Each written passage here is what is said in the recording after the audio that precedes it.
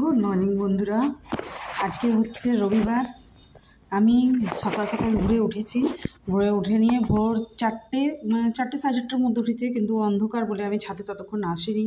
দিয়ে এখানে এসে আমি এক্সারসাইজ করতে স্টার্ট করে দিয়েছিলাম। যে কী এক্সারসাইজ করি সেটা তোমাদের সঙ্গে আবার শেয়ার করব।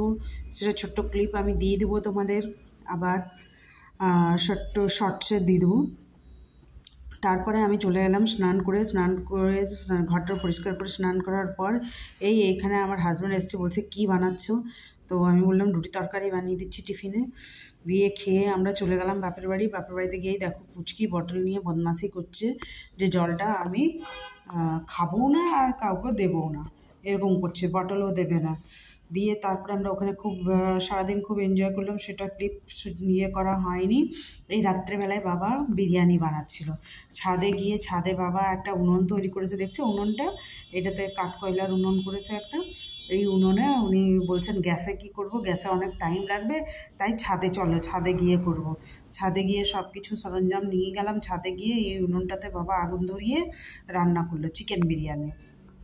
আমার বাবা তো শেফ ছিলেন টিসকো কোম্পানিতে। তো তার রান্না খুবই সুন্দর। এই যে জল গরম হচ্ছে, চিকেনটা করে রাখা হয়েছে, এই জল গরম হতে দিয়েছে। এইখানে বেরিস্টা নিচের থেকে ভেজে আনা হয়েছে, চাল ভেজানো আছে। দেখো এই হয়ে গেছে চাল আমাদের। এইবারে চিকেনটাকে এবারে লেয়ার করে বিরিয়ানির করে সাজানো হচ্ছে। এই বিরিয়ানিটা খুব সুন্দর হয়েছিল, কেওড়া জল ঢালছে, খুব সুন্দর, খুব টেস্টি। আমাকে জানো তো কখনো কোনো হোটেলের বিরিয়ানি টেস্ট লাগে না, আর আমার ছেলেকেও।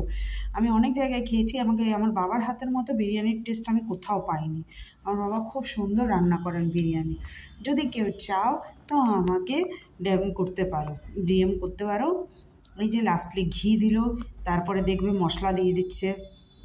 মশলা দিয়ে বেরেস্তা দিয়ে সাজিয়ে নিয়ে তাকে আটার লেয়ার দিয়ে আর ঢাকিয়ে দিয়েছিল। এই দেখো যা ঘি ছিল, বলছে একটুই ঘি আছে তোর মা, ঘিটা দেয়নি পুরোটা।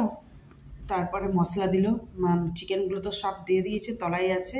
এই যে ঝোলটা বেঁচেছিল মাংসর, সেই ঝোলটা দিয়ে দিল চিকেনে। জানো তো বাবা আমার জিরে আর ধনে গুঁড়োর দেয়নি, মশলা দেয়নি।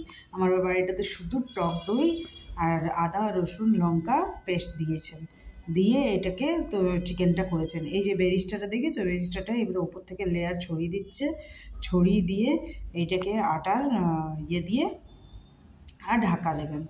এবারে এই থালাটা রেডি করে রেখেছিলাম আমি। এই যে রেডি করা এই থালা দেখেছো, চারদিকে আটার লেয়ার, যাতে ভাপটা কোন দিক থেকেও না বেরিয়ে যায়, কারণ চালগুলো হাফ সেদ্ধ করা থাকে তো, সেই জন্য এখানে দম দিয়ে বিরিয়ানিটাকে যাতে ওর চারদিক দিয়ে ভাপটা না বেরোয়, সেই জন্য আটা দিয়ে এটাকে আবার চাপানো হবে। এই যে দেখছো চাপিয়ে দিল বাবা। আমি বাবাকে বলছি যে এইদিকে ভালো করে একটু বসেনি, ঠিক করে বসিয়ে দিলেন বাবা। এইবারে আমাদের হয়ে গেছে, এবারে নিচে চলে এসছে। এই যে বিরিয়ানি দেখো কেমন হয়েছে, যা খেতে হয়েছিল না, দারুণ ইয়ামি। এর সঙ্গে আমরা বোঁদের রায়তা করেছিলাম, ওই যে দেখছো রায়তাটা ওইখানে আছে, আমি ওটার ভিডিও ক্লিপ নিতে ভুলে গেছিলাম, তাই এটা শেয়ার করলাম তোমাদের সঙ্গে। তোমাদের যদি আমার ভিডিও ভালো লাগে প্লিজ লাইক অ্যান্ড সাবস্ক্রাইব করে দিও, তাহলে আমি তোমাদের জন্য নতুন ভিডিও